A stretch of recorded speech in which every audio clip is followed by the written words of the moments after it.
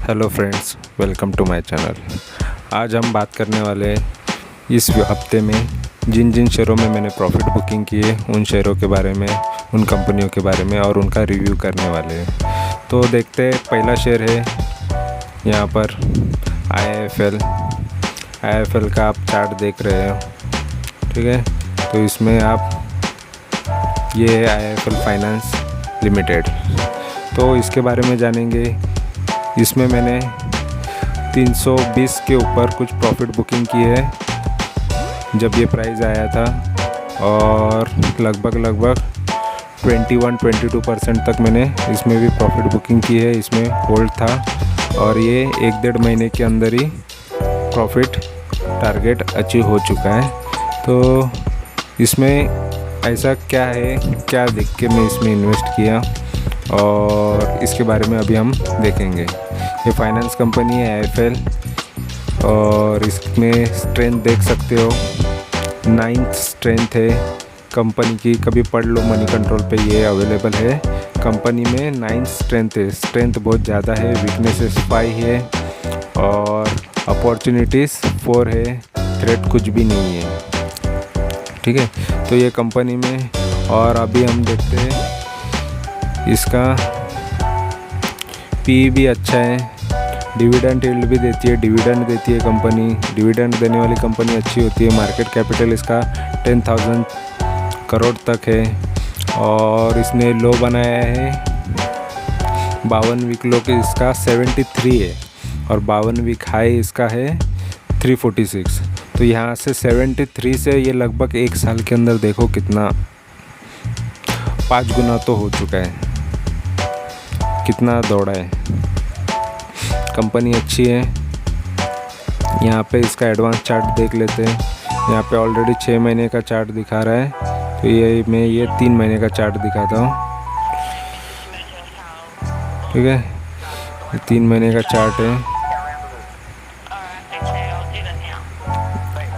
इसमें आप देख सकते हो, ठीक है। यहाँ पे डिटेलिंग ज़्यादा नहीं आ रही है 3 महीने की इसमें। तो 6 महीने में हम देखते हैं तो यहाँ पर जो हाई था 322, यहाँ पर जो दिखाई दे रहा है इस डे पे, ये जो दिन है, ठीक है।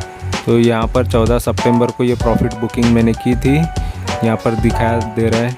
और उस दिन मैंने 320 पे ये बेच दिया। उसके बाद देख लो अभी का करंट प्राइस आप देख सकते हो।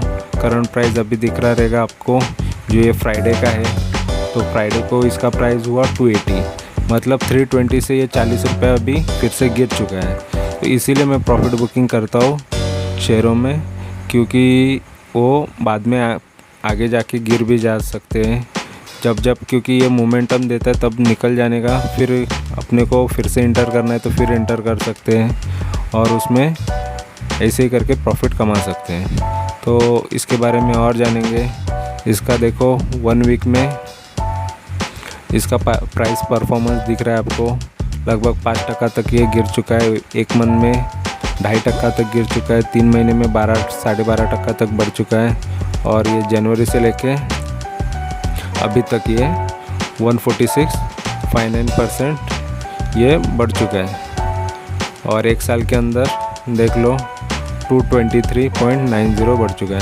तो ये कभी भी होता है तो प्राइस, अगर आपको इसमें अंडरस्टैंडिंग नहीं होता है कि ये क्या है, कैसे परसेंटेज कैसे गिनते हैं, क्या है, तो एक्चुअली ये लोग कैसे देखते हैं, देख लो ये कोना। अभी आप बोलोगे ये 6 महीने का, यहाँ का ये नीचे गया वो लो नहीं देखते। यहाँ पे ये लोग देखते ये 6 महीना मतलब ये तारीख से लेके ये तारीख का, आज का जो तारीख रहेगा 18 तारीख है।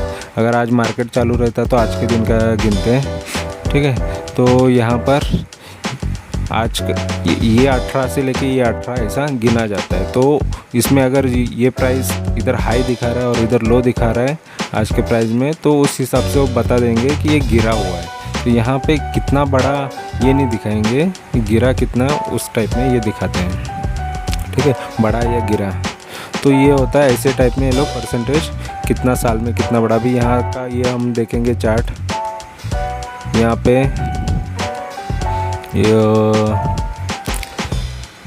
ये पूरे साल भर का है,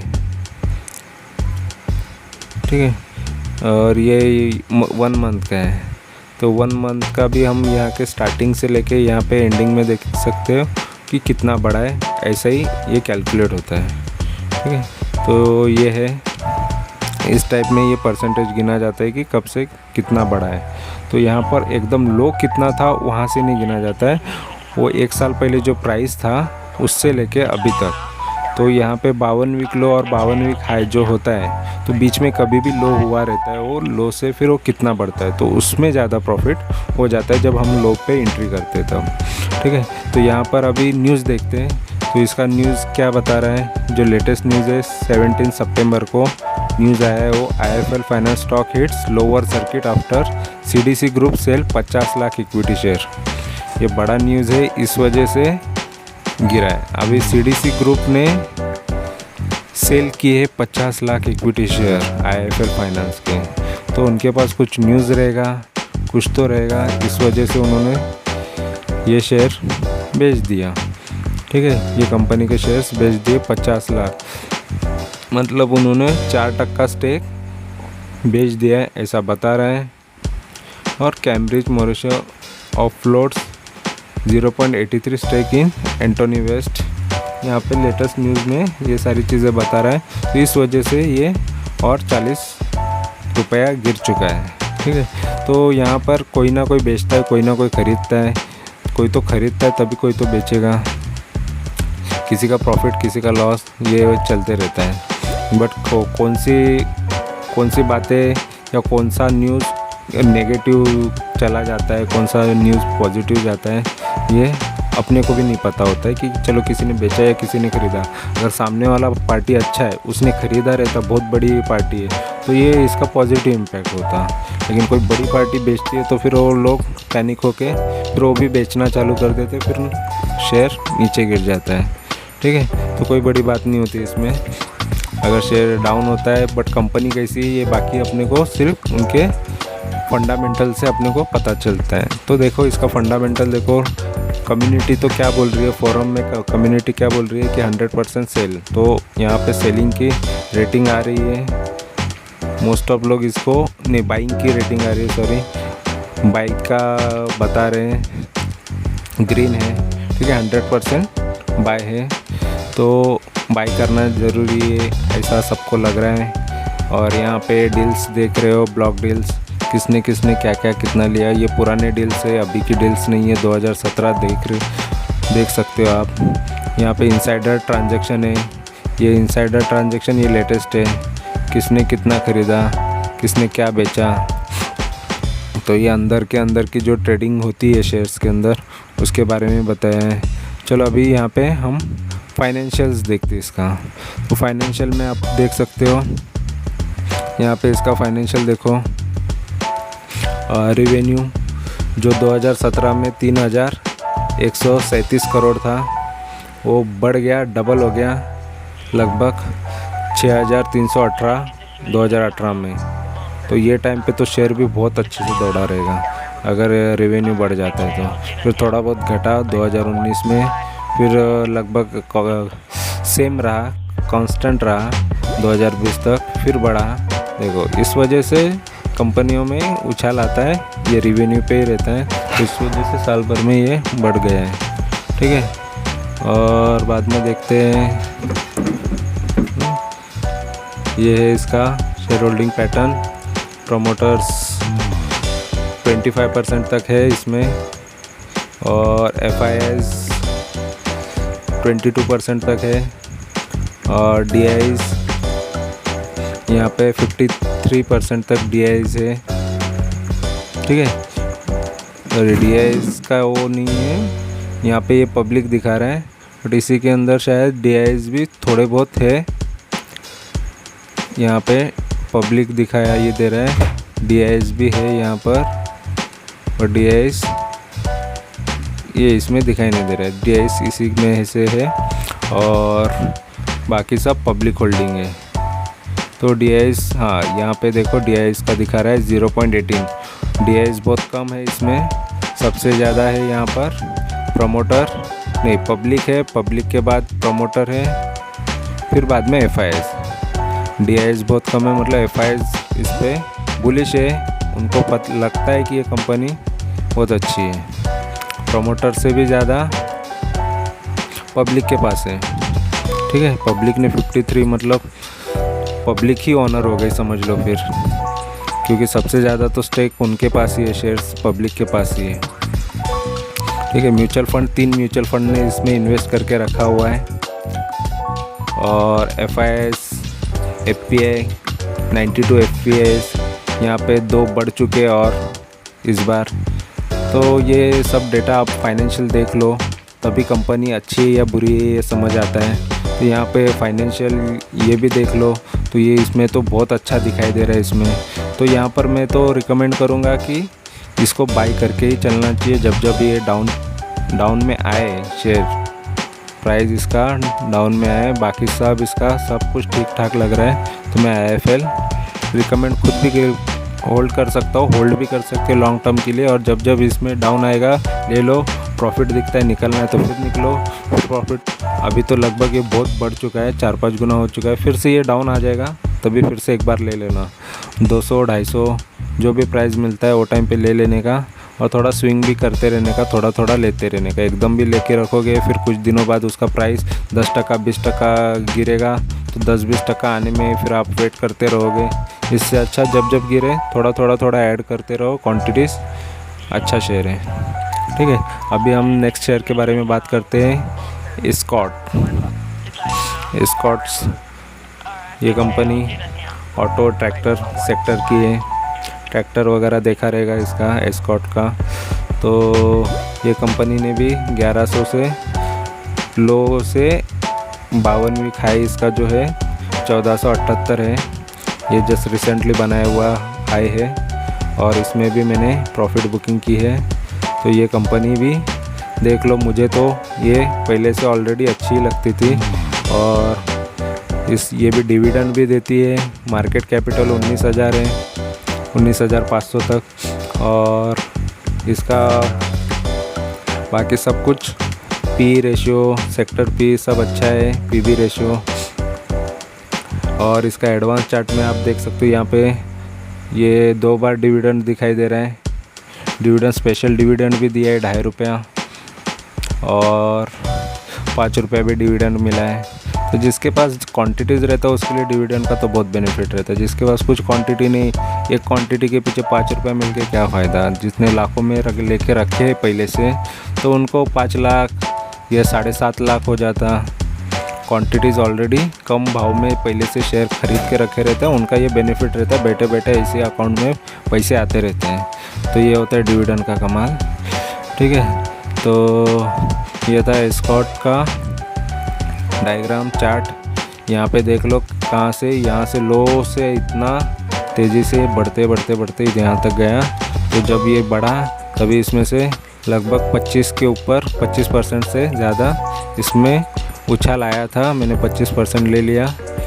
उसके बाद भी वो मेरा प्राइस के मैंने यहाँ पे 1426 तक 26-27 तक लिया मैंने ये प्राइस पे एग्ज़िट लिया है। तो उसके बाद वो आसपास ही है।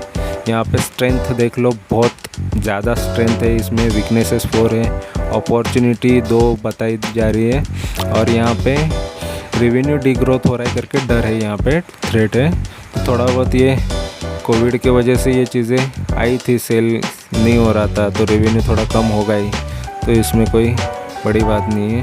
इसका प्राइस परफॉर्मेंस देख लो, 1 मंथ का, 3 मंथ का, सब पॉजिटिव है सब कुछ। और यहाँ पे फॉरम भी यही बोलता है, मेजॉरिटी लोग यही बोलते हैं कि बाई करके चलना चाहिए। इसको 90% लोगों ने बाई का रिकमेंडेशन दिया हुआ है, ठीक है। और ICICI डायरेक्ट भी बोलता है कि इसको होल्ड करके चलो। उसका टारगेट तो जो बताया वो तो ऑलरेडी अचीव हो चुका है, बट ये कंपनी अच्छी है, ठीक है। ब्लॉक डील भी है, 9 सितंबर का है block deal. Goldman Sachs fund ने इसको लिया है, ठीक है। और यहाँ पे इनसाइडर ट्रेडिंग का भी बताया जा रहा है, इनसाइडर में कितने लोग बाई किए हैं, एक्विजिशन का बारे में यहाँ पे दिखाई दे रहा है। अभी चलो यहाँ पे कुछ कॉर्पोरेट न्यूज़ यहाँ पे दिखाई दिया क्या। हाँ, यहाँ पे 13 सितंबर का कॉर्पोरेट न्यूज़ है, तब ये बुलिश ही था, तब आया हुआ था। Bull still have not lost the game, top 10 trading ideas. यहाँ पे कोई खास नहीं वो, ठीक है। तो अभी हम देखते हैं इसका परफॉर्मेंस, देखो रिवेन्यू देखो कितना अट्रैक्टिव और कितना अच्छा दिख रहा है। मैं तो बहुत इम्प्रेस हो गया। देख लो 2017 में, 2018 में, 2019 में, 2020 में थोड़ा सा डाउन हुआ लॉकडाउन के वजह, फिर 21 में देख लो कितना बेटर परफॉर्मेंस है। तो और क्या चाहिए, रिवेन्यू तो है, बढ़ रहा है, ठीक है, कोई प्रॉब्लम नहीं है। कंपनी बहुत अच्छी है। प्रमोटर ने 36% होल्ड करके रखा हुआ है।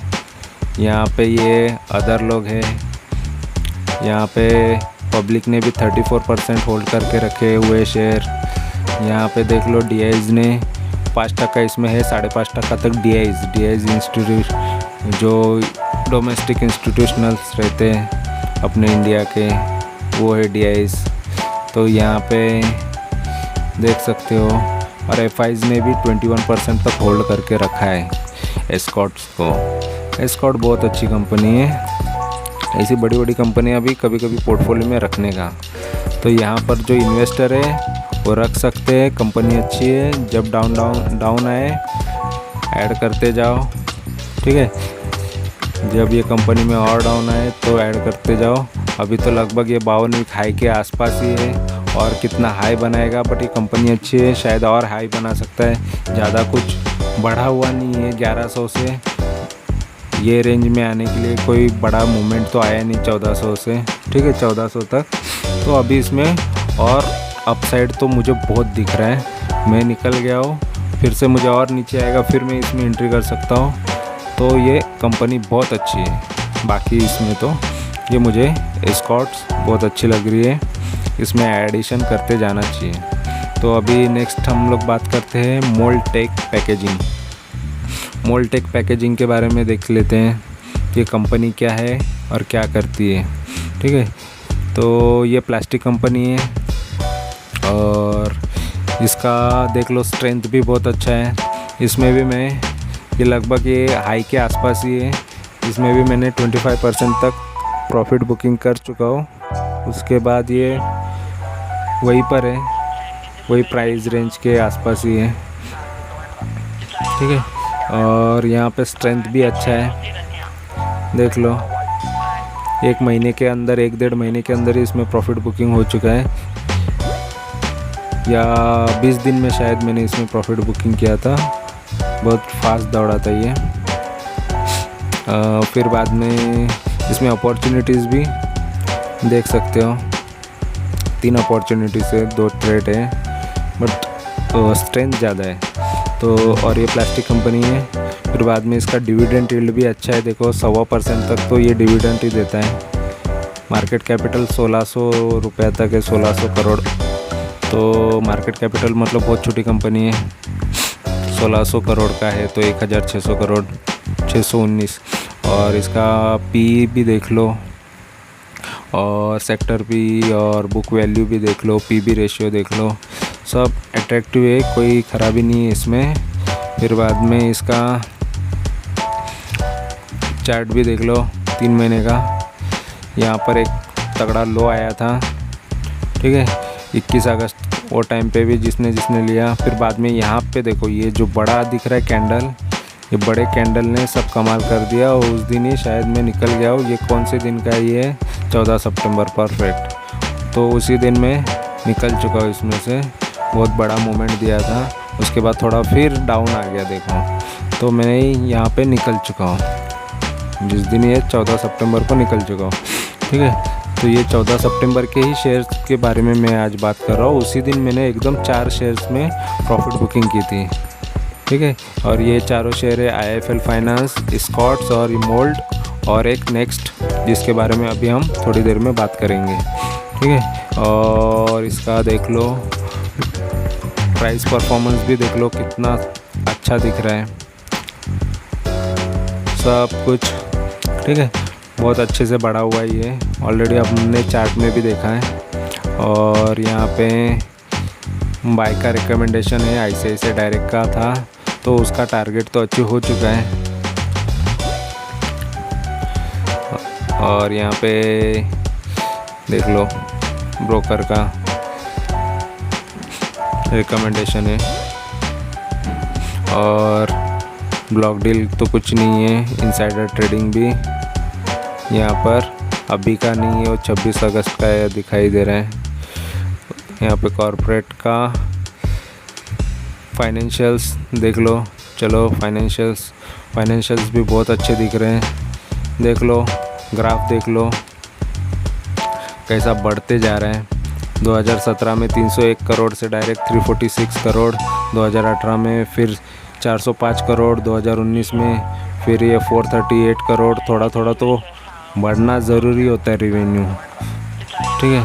फिर बाद में 478 करोड़, मतलब कंपनी अच्छा परफॉर्म कर रही है, ये इससे पता चलता है, ठीक है। रिवेन्यू अच्छा जनरेट कर रही है। तो इसके शेयर होल्डिंग्स पैटर्न भी देख लो, प्रमोटर ने कितने होल्ड करके रखे शेयर्स, 35% तक करके रखा है। सबसे ज़्यादा इसमें भी पब्लिक में ही लेके रखा हुआ है। पब्लिक सोचती है कंपनी बहुत अच्छी है, देखो पब्लिक को भी बहुत पता रहता है। DIs 14% उनके पास है, फिर बाद में FIs के पास 8% है। तो देख लो होल्डिंग भी इसकी बहुत अच्छी है। म्यूचुअल फंड 5 म्यूचुअल फंड ने इसमें इन्वेस्ट कर रहा है। जो DIs है उसमें से 5 म्यूचुअल फंड है, ठीक है। और FIs है, उसमें से 12 FIs है, इंस्टीट्यूशनल इन्वेस्टर्स है बड़े बड़े, वो फॉरेन के म्यूचुअल फंड या बड़े इंस्टीट्यूशनल होते हैं, उनको FIs बोलते हैं। तो उन्होंने भी इन्वेस्ट किए हैं, तो 12 है और वो तीन FIs बढ़ चुके हैं इसी कुछ टाइम पीरियड में, ठीक है। तो यहाँ पे ये था मोल्टेक के बारे में। मोल्टेक पैकेजिंग जो प्लास्टिक बनाती है, ठीक है। अभी हम लास्ट जो प्रॉफिट बुकिंग की है इसके बारे में बात करते हैं, जो 14 सितंबर को मैंने की थी उसके बारे में। ये सूर्योदय स्मॉल फाइनेंस बैंक है, तो इसके बारे में थोड़ा बहुत फटाफट जान लेते हैं। और मैंने 4 किए थे, वो हम नेक्स्ट डे कवर करेंगे, ठीक है। वो अगले 2-3 दिन में उनमें प्रॉफिट बुकिंग की थी। तो यहाँ पे ये सूर्योदय स्मॉल फाइनेंस के बारे में देख लेते हैं। ये प्राइवेट बैंक है, स्मॉल फाइनेंस लिखा है, मतलब छोटी बैंक रहेगी। तो इसमें कोई छोटे ट्रांजैक्शन या इतना बड़ा कुछ होता नहीं है, ये छोटे लोगों को लोन देती है, बड़े बड़े लोगों को इतना देती नहीं लोन। तो इसके कंज्यूमर भी रहेंगे जो वो छोटे लोग रहेंगे, जो गरीब है या थोड़े मिडिल क्लास है, वैसे लोग, ठीक है। तो यहाँ पे ये भी देख लो 138 का इसका लो था, वहाँ से 305 हो गया, लगभग डबल तो हो ही गया है इसमें भी पैसा लोगों का 1 साल के अंदर, ठीक है। और इसमें भी स्ट्रेंथ थोड़ी कम है, वीकनेसेस ज़्यादा लग रही है, क्योंकि स्मॉल फाइनेंस बैंक के बैंकों का तो हाल ख़राब ही होता है। 3 अपॉर्चुनिटी फिर भी है इसमें, ठीक है। और NPA थोड़ा सा अपॉर्चुनिटी क्यों बोला गया है, क्योंकि इसका NPA मतलब नॉन परफॉर्मिंग एसेट, जो कि लोन होता है जो कस्टमर ने लिया है, कंज्यूमर ने लिया हुआ लोन है, तो उसका जो है रिसेंट वो डिक्रीज़ हो रहा है, मतलब जो डुबाने वाले लोग रहते हैं वैसे इसमें नहीं है ज़्यादा, वो कम होते जा रहे, लोग पैसा चुका रहे, ऐसा इसका मतलब ये होता है। NPA मतलब कि नॉर्मली पैसा लोग चुका रहे टाइम पे, कोई डुबा नहीं रहा है। तो यहाँ पे ये अच्छा होना चाहिए, NPA किसी भी कंपनी का, बैंकों का अच्छा होना चाहिए कि कोई उनका पैसा जो लेते हैं लोन वो डुबाते नहीं है। और नॉन परफॉर्मिंग असेट उसको बोला जाता है, कि नॉन परफॉर्मिंग असेट वो बनना नहीं चाहिए कि यार ये मैंने इनको दिया है फंड, वो परफॉर्म नहीं कर रहा है, इससे हमको कुछ पैसे रिटर्न नहीं आ रहे, ठीक है। तो ये होता है। और इसके बाद हम लोग इसका चार्ट देख लेते हैं। पहले इसके बारे में इसका कैपिटल देख लेते हैं। 2000 करोड़ का कैपिटल है इसका। डिविडेंड देती नहीं है कंपनी, मतलब प्रॉफिटेबल रहती है कंपनियाँ और डिविडेंड देती है। इसका PE भी अच्छा नहीं है, ठीक है। और यहाँ पे ज़्यादा कुछ अट्रैक्टिव नहीं है इसका। और यहाँ पे हम देख लेते हैं इसका प्राइस वॉल्यूम भी ठीक ठाक नहीं है।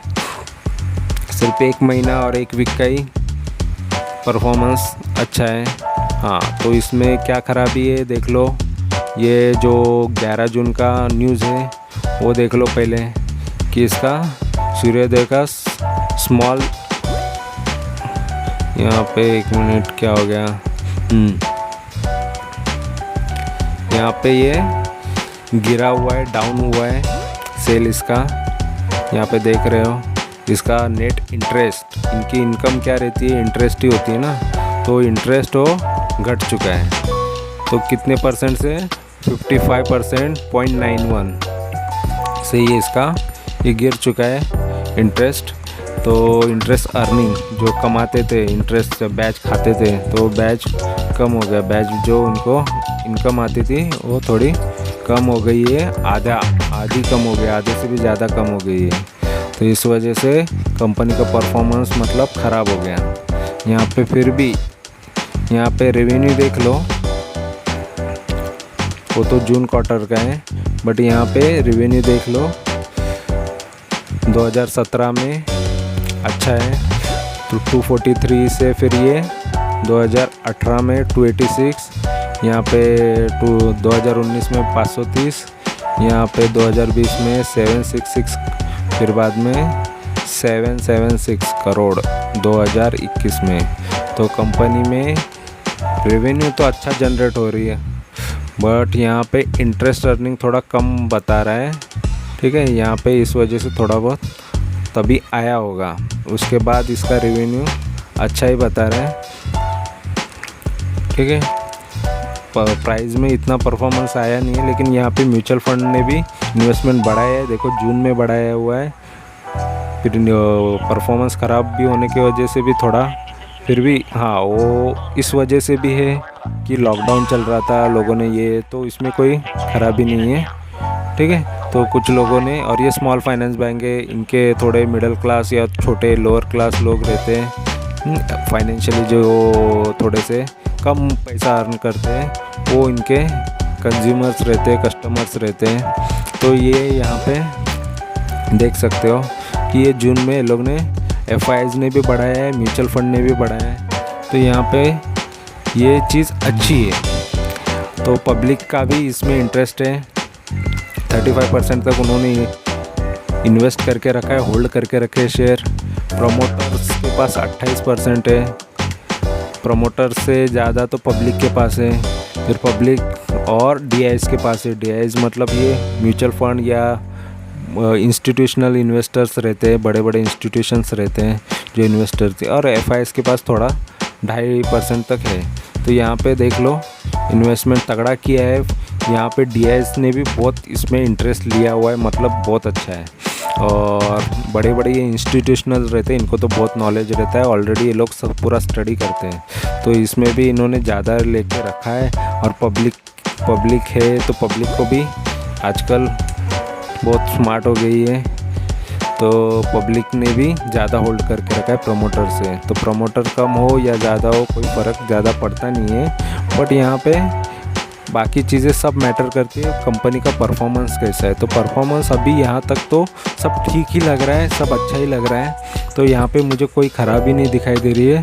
तो यहाँ पर हम इन्वेस्ट करके भी चल सकते हैं, और ये अच्छी भी है। अभी बैंक है, फाइनेंशियल बैंक है और स्मॉल फाइनेंशियल बैंक है, इसका परफॉर्मेंस तो देखो लगभग बहुत अच्छा है। अभी नेक्स्ट टाइम का रिज़ल्ट देखेंगे तो उसमें कैसा रिज़ल्ट आता है, उसके बाद ही इसके बारे में और डीपली हमें अच्छे से पता चल सकता है। बट अभी तो ये इसका सब कुछ ठीक ठाक लग रहा है। खाली एक ही बैड न्यूज़ थी, वो मार्च का जो रिज़ल्ट आया था यहाँ पर, और वो भी लॉकडाउन की वजह से थोड़ा इफेक्ट रहेगा। इंटरेस्ट अर्निंग थोड़ी कम हो गई है, इंटरेस्ट थोड़ा कम मिला ऐसा, तो लोगों ने चुकाया नहीं रहेगा पैसा। ठीक है, तो ये होता है, बैच थोड़ा कम मिला उनको। तो ये था हमारा रिव्यू, 4 शेयरों पे हमने बात की है, और इसके बारे में आपको भी पता चला कि कंपनी कौन सी अच्छी है, कौन सी ख़राब है। तो मैं तो ओनली यही रिकमेंड करूँगा, अच्छी कंपनियों में इन्वेस्ट करो कोई ख़राब कंपनी में इन्वेस्ट मत करना और लॉन्ग टर्म शॉर्ट टर्म जैसा आपको जमता है, जैसे आप सूटेबल हो वैसे उसमें इन्वेस्ट करो, ठीक है। और आपको मेरा चैनल अच्छा लग रहा है, मेरी इन्फॉर्मेशन अच्छी लग रही है तो सब्सक्राइब करो।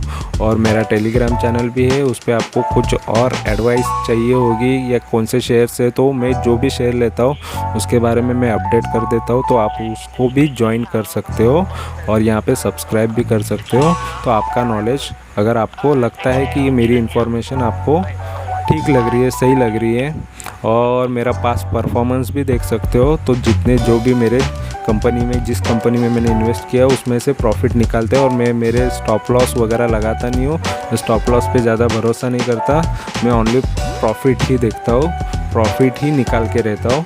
तो और या फिर मैं होल्ड करके रख सकता हूँ ज़्यादा से ज़्यादा टाइम। तो यही मेरी स्ट्रेटजी है। Thank you very much for watching my video. Thank you.